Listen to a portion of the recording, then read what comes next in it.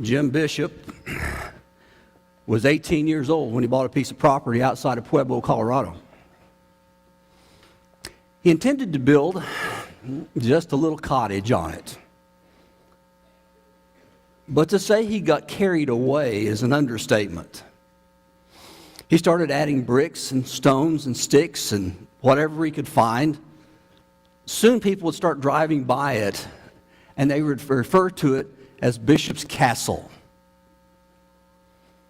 Bishop has been working on this since he was 18 years old, and it's not finished. His problem is he's gotten cancer, and he's run into some problems with zoning, as you can imagine. And now the question remains, what's going to happen to this going forward? And the answer is no one knows. We feel that way about the future. We usually don't think about the future until it's the present. And then it's too late to think about the future. If you think about people who near retirement, half of the people who near retirement are not anywhere near what they need to have for retirement. They haven't thought about it yet. That was way out there. That is far beyond where we're ever going to think, and we'll never get there in one day that you do. And you go, I don't know what we're going to do now. Happens to churches. Most churches have as a strategy hope. We hope somebody moves into this church who can teach our Bible classes. We hope maybe somebody will retire and move here who's been an elder, a great elder in another church, and he'll take that up too. We don't prepare for the future. We let it unfold in front of us and then wonder, what do we do now? In Nicaragua, one of the things that we're thinking about right now is feeding the future. And so that's what we need to think about even more as time goes on. We love beginnings, though. We talk about ends. We love beginnings. Beginnings have energy. Beginnings have excitement. Beginnings have anticipation. All the things that we love. We just love the energy of a beginning. Think about a child's first day at school. And then think about his last day at school. Does he feel differently? What about you? First day of vacation, how do you feel? Last day of vacation, how do you feel? You either want to get home or you hope that you didn't have to get home, but no matter what, you don't like the last day of vacation. We love beginnings. And in the New Testament, the church had a very definite start. There are some people who don't believe the church had a definite start somewhere, but it did. We know the beginning. We can put our fingers on it. It starts with the wisp of a vapor in the Old Testament. In the Old Testament, the prophet Joel said, I will pour out my spirit on all people. Your sons and your daughters will prophesy. Your old men will dream dreams, and your young men will see visions. And people would scratch their head and say, what does that mean? It's too far to see. And Isaiah would say that in the last days, the mountain of the Lord's temple will be established, the highest of the mountains. It'll be exalted above the hills, and all the nations will stream to it. And many people will come and say, come, let us go up to the mountain of the Lord, to the temple of the God of Jacob. He will teach us his ways, so that we may walk in his paths. And the law will go out from Zion, and the word of the Lord from Jerusalem. Think about how mystical that sounds. One day, something's going to happen. And so for centuries, they watched and they watched and they watched. And one day, something happened. It was Pentecost in Jerusalem. And according to Acts chapter 2, now they were staying in Jerusalem. Think about that. God-fearing Jews from every nation under heaven. And there came that sound of the rushing mighty wind, and there was these 12 men who couldn't hardly speak good Aramaic, much less other languages, and yet they were speaking languages they had never learned. And people said they must be drunk. And Peter said, we can't be drunk. It's only 9 o'clock in the morning. No one drinks that much. He said, let me tell you what this is. This is what was spoken of by the prophet Joel. And you see it all come full circle.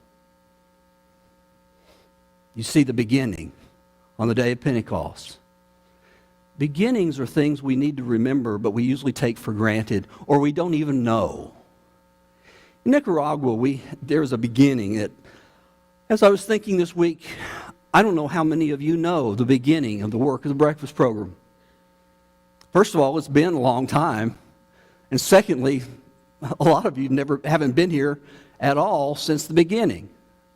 It's only been the last 3 or 4 years you've come to Waterview. So let's talk about our beginnings. Our beginnings begin with Managua. Managua, in some of the cities, some of the places of the city, some of the neighborhoods, the barrios, it's dirty, it's filthy. These are pictures I took while walking down the street. One side has sewer water running straight through it. You know it because your nostrils tell you that. The other is a child carrying another child through trash. What do you do for people who have that kind of environment of their life?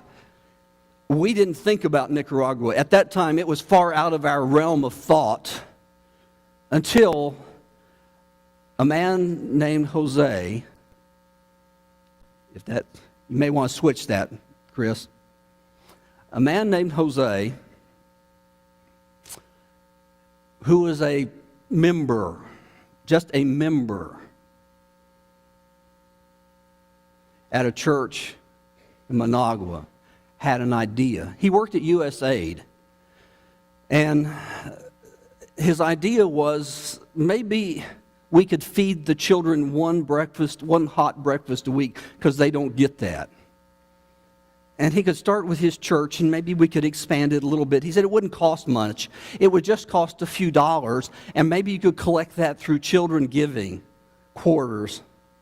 He told that to Grace McIntyre, who was on a trip with Health Talents International in 2001, and in 2002, we decided we'd take up quarters for a change. And thus was begun the breakfast program. It started at Rene Polanco, a church in one of the neighborhoods there. It started with about 15 kids. And over the time, it has grown to 4 different locations. There's Milagro de Dios, which, interestingly enough, is called the Miracle of God. That's the name of the neighborhood. It's more providential than you think.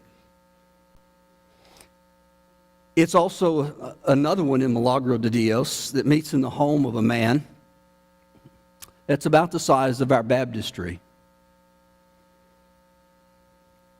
We have one in a place called Leningrad, and Guillermo is the preacher there who manages that. These 2 men in these 4 locations feed children. They feed a lot of children, and they do a lot of work. They get the food, they find it, they get the people to cook it, they get the people to serve it. They make sure all this is happening. And today we are in Nicaragua because one of those men had a great idea 16 years ago, and we've been able to capitalize on it. And since then, this church caught a vision. It caught a passion to help the people in that town in a very tangible way, meaning breakfast for children. Now, we like beginnings, but you know what the most important day in the life of the church was? Wasn't Pentecost. It was the day after Pentecost. That's when you have to get to work. And so after the great beginning that came, they started working, they started doing things. And you read the stories in the book of Acts. And Acts chapter 4, it says, there were those who heard the message, and the number grew to about 5,000. This was a growing church. They were doing a lot of work, a lot of hard work to do things. That every day the disciples were in the temple. I'm not sure why that blocked out there, but they were testifying about Jesus. But one thing they were doing, they were feeding people. It says there was no needy among them. For as any who had need, those people gave, the people who had it gave it for the people who didn't. They fed people. And so using that as an example, we feed people as well. We feed about 300 children a week. Remember, we started with 15. 300 children a week. Most of these children don't have anything but maybe 2 tortillas a day to eat. That's their meals. It's as much as they get. Some get a little more. Most of them, that's the basics. And so they get no protein at all. One day a week, we make sure they get the nutrition they need just to get along.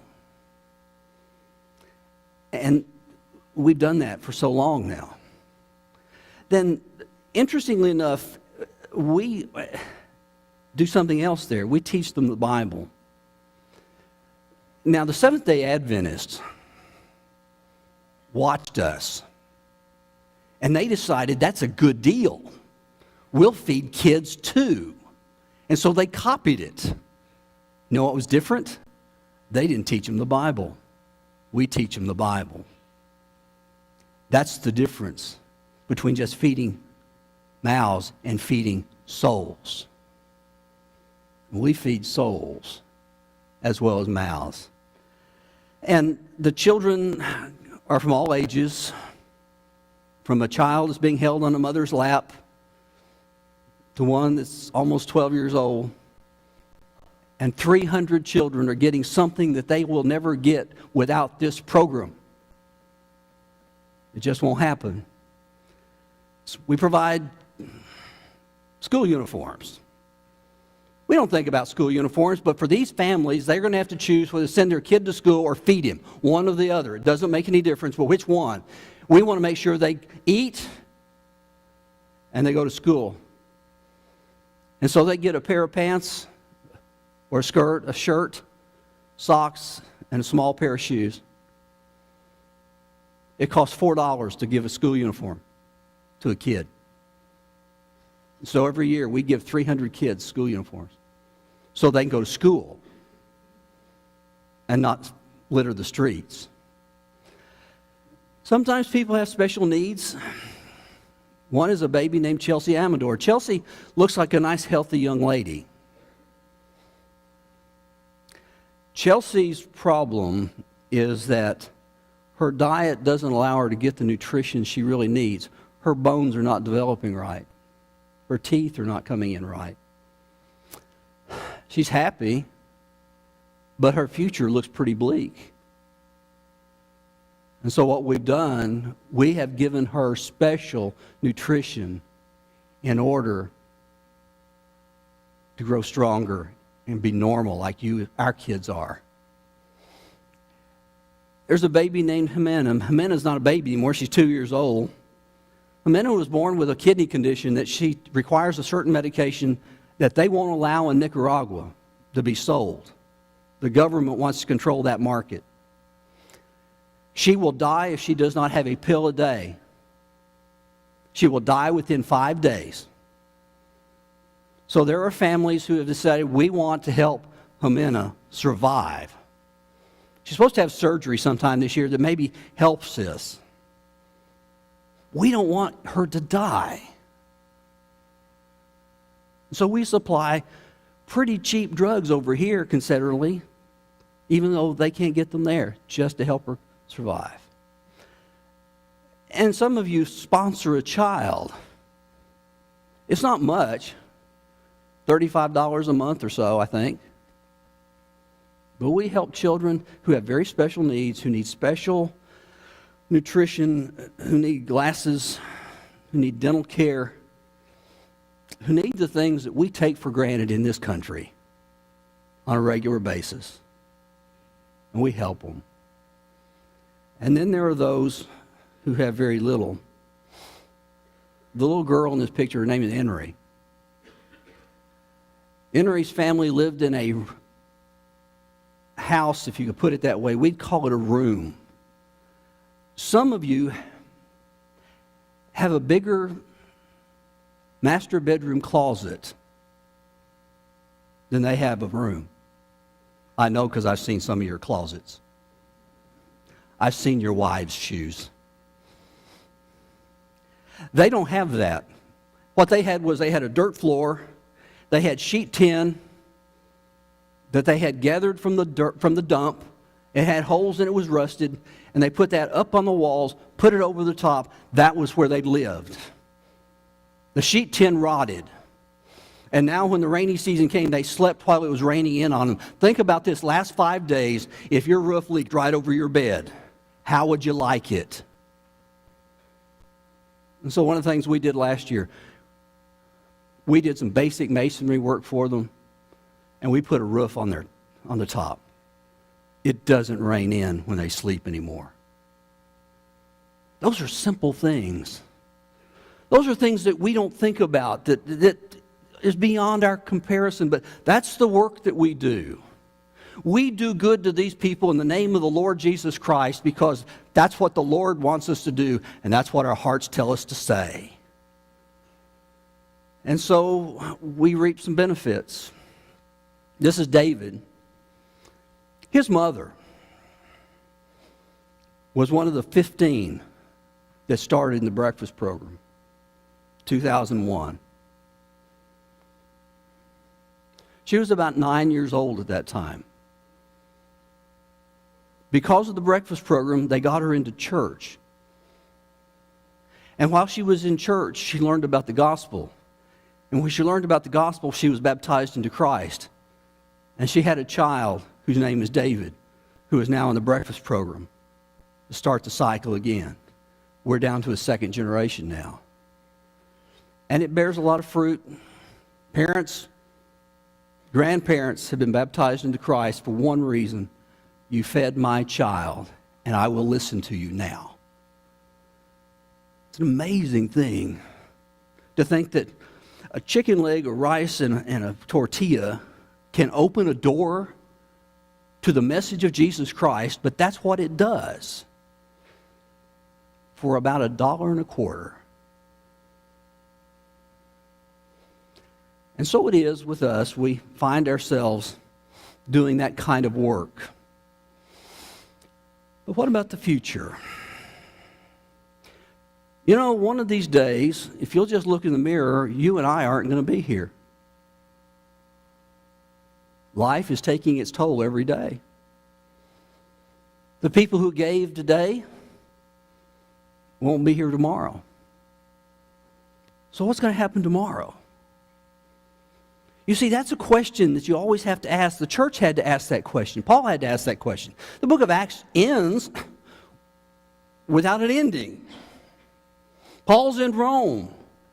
And he says he lived there for 2 whole years at his own expense, and he could kind of come and go, and he proclaimed the kingdom of God to whoever he would see. And yet, that's the end of the book of Acts. He just keeps doing his work. We know one thing. Paul isn't alive today. But he did something else. He made provision for the future. As he's writing the last letter he would ever write, he tells Timothy, what you have heard from me in the presence of witnesses, you entrust to reliable men who will be able to teach others also. Paul never had hope as a strategy. Paul had, let's make the plans for the future. So what kind of plans can you make for the future of a program like those in Nicaragua? when we're all gone, when we're no longer here. By the providence of God, across from a cemetery, and the cemetery has a colorful little legend behind it that I won't tell you because it's kind of grotesque, to tell you the truth. That will have you talking to me after the service, won't it? You want to know what that story is. It is grotesque. And if you ask, you won't like me, so don't ask me. But this cemetery is in a neighborhood, and across from that cemetery, oddly enough, was a vacant piece of property, which is kind of hard to find in some neighborhoods. And on that property that we bought, we're building a building, a separate building in a separate neighborhood where there is no church. And we're going to put a breakfast program here. It can fit 150 kids in it. It will be available all week long. Some of you say, why can't we feed more kids? This is one way we can feed more kids. We have more place. We don't have to share. And this is a place that not just for feeding children. You can teach parents how to parent, something dearly lacking in Managua. You can teach the Bible in Bible studies to all the parents. The cost of the future is $30,000. That's the cost of property and building. Try to build anything. Try to renovate part of your house for that. That's everything. That's the cost of the future that will outlive any of us. Could be you could help us with that. Because what we want to do, we want to feed into the future. And the reason is very simple. The need is great, and it will continue. There was a woman at one of the places that our trip went on, Loma Alegre. It's out by the Pacific Ocean, out in the sugarcane fields. Loma Alegre, there was a woman that came to the clinic there who had a 7-year-old boy who was severely autistic. When they found out he was autistic and the kind of trouble he created in the household, the father decided he didn't want any part of that, and he just left. Just abandoned them. She works in the sugarcane fields cutting cane for $75 a month. But because she's in the sugarcane fields, half of that has to be spent on someone to take care of her 7-year-old autistic boy. But she can only work and only make that money for 6 months out of the year. That's the harvest season. What happens the rest of the 6 months? She begs for enough to eat.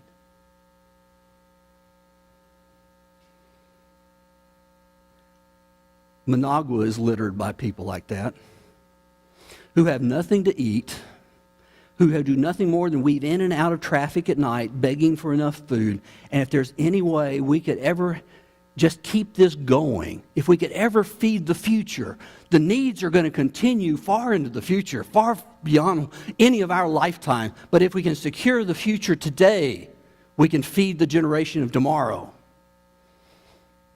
The Greeks had a saying that a society grows great when old men plant trees whose shade they know they will never sit under.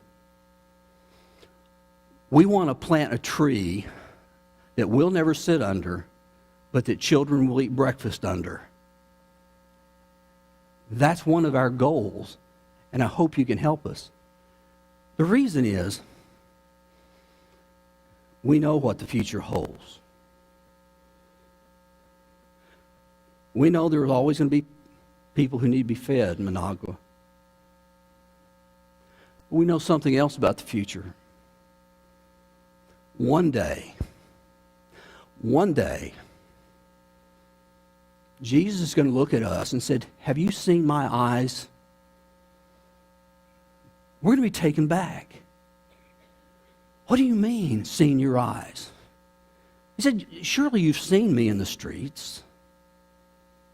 I was there every day with the people that you passed. I was there. Do you not remember seeing me?" You'll say, blessed are those who have seen me, because when I was hungry, you fed me. When I was thirsty, you gave me something to drink. When I was sick, you ministered to me. When I was in prison, you visited me. And we say, when? When did we see that face? He said, when you saw the least among my brethren, you were doing that to me. When Jesus asks you that question, what's going to be your response?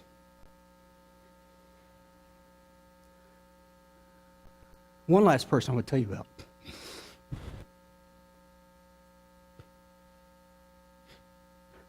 This is hard for me to talk about. This is Jocelyn. We met Jocelyn 3 years ago. She had her head carved open so they could take out a brain tumor when she's 12 years old. They took part of the brain, by the way, with it. She doesn't live in too much. This is her bedroom. This is the family's room. Concrete block walls and floor. There's nothing but dirt.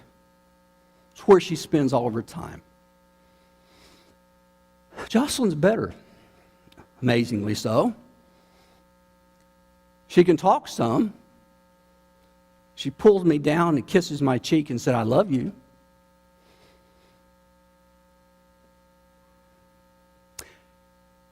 She can't walk very well and she can't see at all.